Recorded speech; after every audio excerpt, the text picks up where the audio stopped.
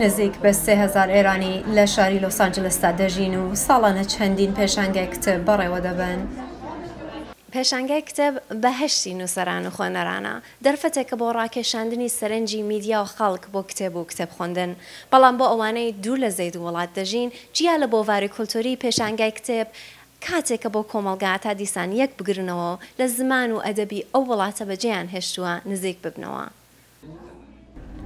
هەروەها ئەو نووسەرانەی کە کتێبەکانیان لە ئێراندا سانسۆر دەکرێت دەتوانن لە دەرەوەی وڵات کتێبەکانیان چاپ و بڵاو بکەنەوە. محدودیت کەلامات و لە ئێراندا و شەو بابەت سنووردار دەکرێن، لە ئەمریکا هیچ شتێک سانسۆر ناکرێت.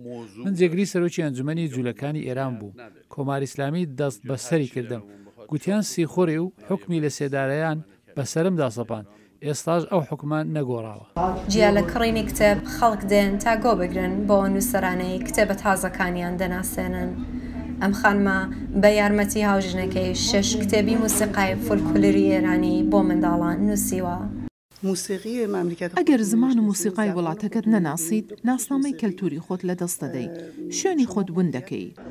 هەرچەنە مژن و پیاوە خۆڵێکی زۆریان داوە ناسنامەی ئێرانی خۆیان و هاوڵاتیەکانیان لە ئەمریکادا بپارێزن، بەڵام هەردووکیان زمانی دایکی خۆیان لەبیر چووەتەوە.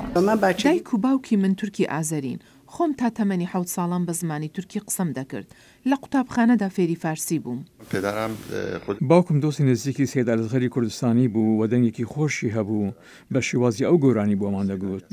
بۆ ئێرانیەکان ئەمە شتێکی دەگمەن نییە کە زمانی فارسی لە هەندەران بپارێزن، بەڵام زمانەکانی دیکە کە لە ناو ئێراندا بەکاردێ لەبیر ببنەوە.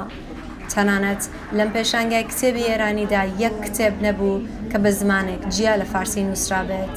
ئەمە لە کاتێکدا کە نزیکەی نیوەی دانیشتوانی ئێران زمانی دایکیان فارسی نییە. ئاوا هۆما دەنگی ئەمریکا، لۆس ئانجلس، کالیفۆرنیا.